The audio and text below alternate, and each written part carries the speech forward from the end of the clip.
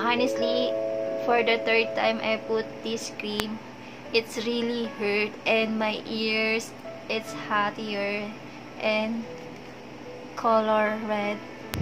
I will full careful.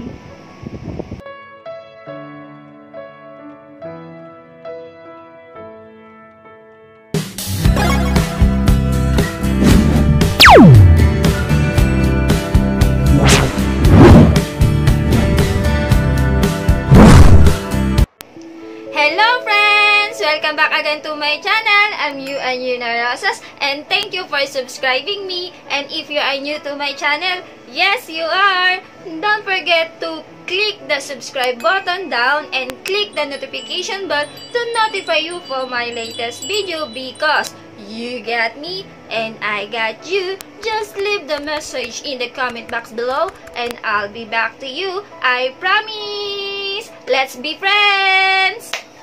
Today agenda, friends, regarding about the KASOY cream. It said this KASOY cream is proven and effective to treatment and removal of the moles, warts, and other skin tags. So I buy this KASOY cream 1.5 ml amounting of 450. One set include KASOY cream, cashew nut oil, applicator stick, and the instruction. And also you can buy 3 ml KASOY in one set amounting of 800. As you see, friends, I have a mole here in my left ear and my right ear. When I was young, my mole is small, and time goes by, I noticed my mole is bigger and bigger. That's why I buy this KASOY cream and oil to remove my mole. So according on this KASOY cream, 7 to 15 days, your mole or warts will be removed. So I will show you, and then let's join me for my journey for removing my mole on my ear. So let's see if this KASOY cream it's really effective, because according to KASOY cream is the best option to your skin problems. A less painful and much cheaper solution. No need to spend thousands in derma clinics. How to use this KASOY cream? First, pour the KASOY oil on the KASOY cream before you using, and this is a one-day treatment only. Then I will open now the KASOY cream. Let's see what's look inside.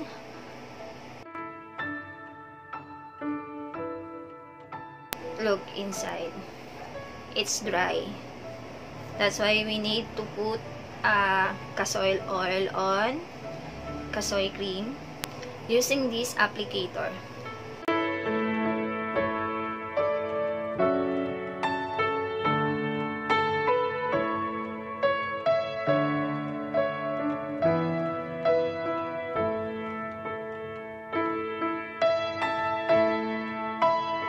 Using the toothpick, I will mix. Let me remind you, friends, again, this is a one-day treatment only. So I will use this cream only for today. Okay? Before we start to put a cream on my mole, first, we need to clean the mole or warts using a cotton and an alcohol. Also, you can also use a water to clean the mole.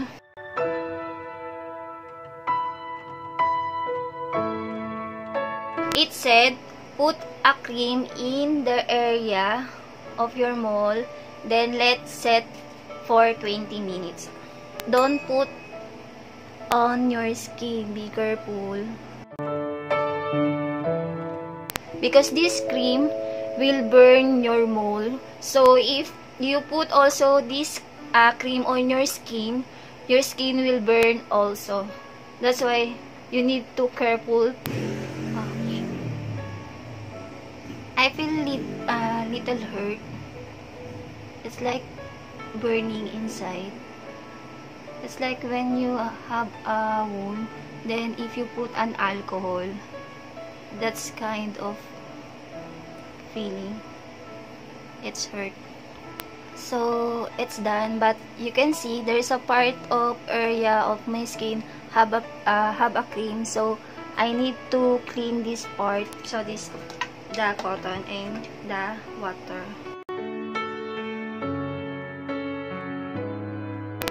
Then it's done. Then I will put the other mold on my right side.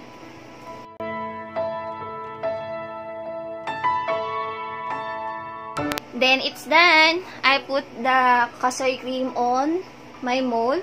Then I'll set the alarm for 20 minutes. I will come back with you. Okay. Okay friends, the 20 minutes is done. So we need to remove the cream using the wet cotton. Okay, this.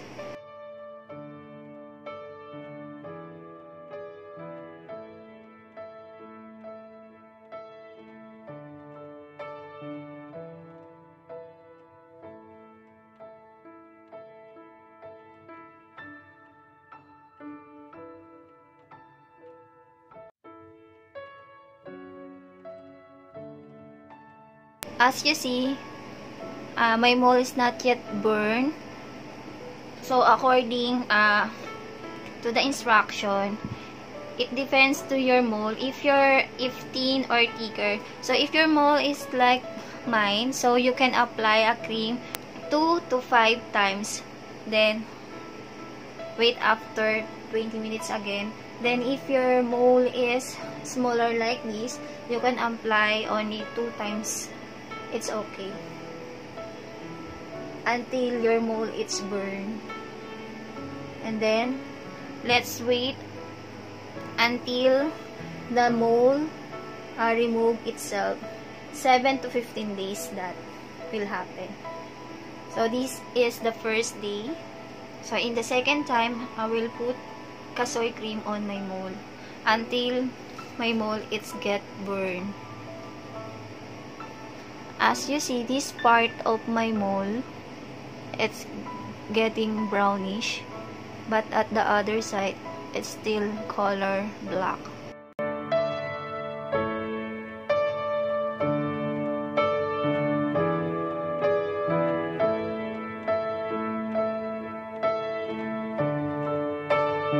Okay, it's done.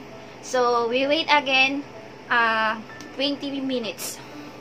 So if my mold is not yet getting burned, I will put again. But now I really feel it's hurt. So I need to pretend only that it's not hurt. But it's really hurt. Just a little only. Again, friends, the 20 minutes are passed again. So we need to wipe the cream on my mold using a wet cotton. But look at my ears, it's little redness.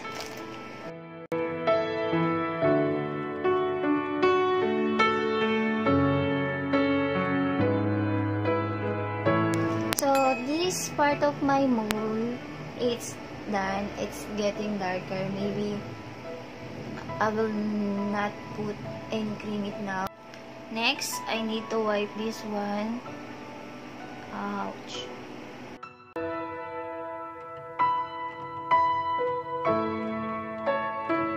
Okay, it's already clean. I think I need to put another 20 minutes.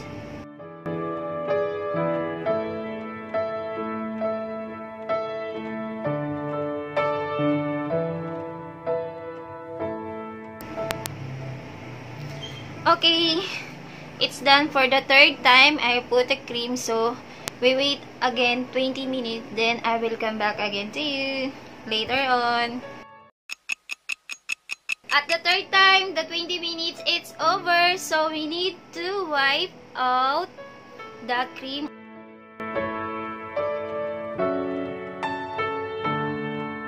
Okay, it's done. Then, we wait for it until fall off from the skin by itself.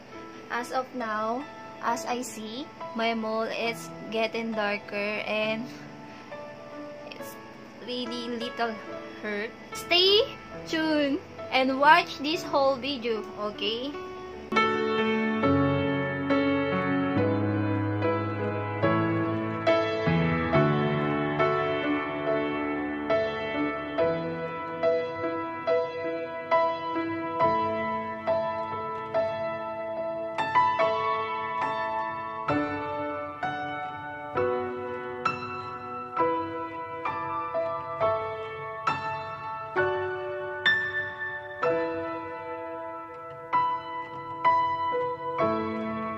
Hello friends! We are in the 10th day now. So, I will update to you regarding about my mole if already removed.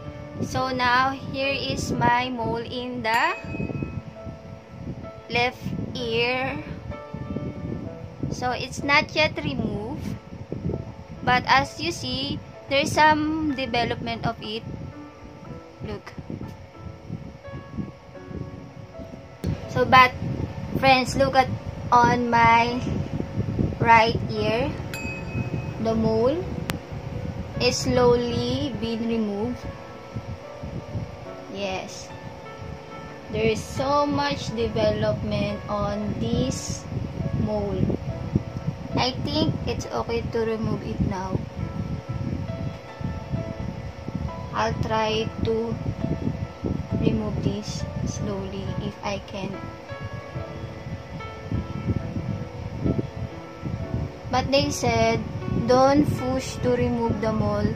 So, let remove or fall off from the skin by itself. But, I'm so excited.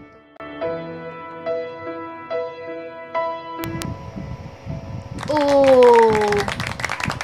Oh! Friends, this is it. My mole on my right ear is already removed. This one. No. So look at this part of my ear. No more mole. This is already the mole. I'm holding my mole right now. So friends, the KASOY cream is really effective. My mole is already removed. So we need to put an ointment on this part so the wound will be healed fast. So I will use Sebo de Macho. Friends, this the Sebo de Macho I will use from my wound here on my ear. Daily I need to put this until my wound will be okay.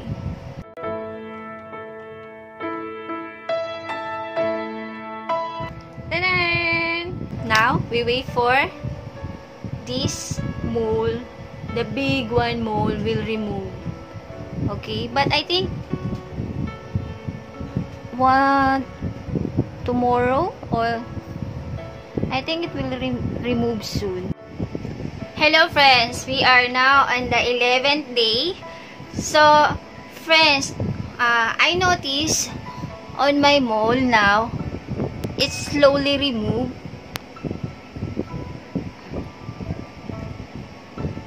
Look, it's moving. I will try to remove it now in the 11th day.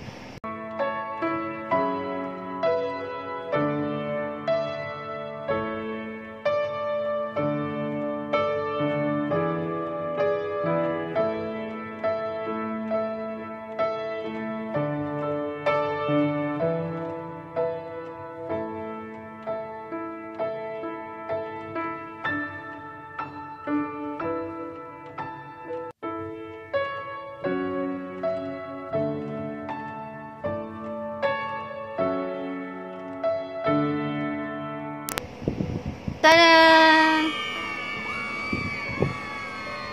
Friends! Look at my mole. It's already removed. This is the back. And this is my mole. Ta-da! So, now my mole is already removed. So, I need to put an ointment. I use Sebo de Macho.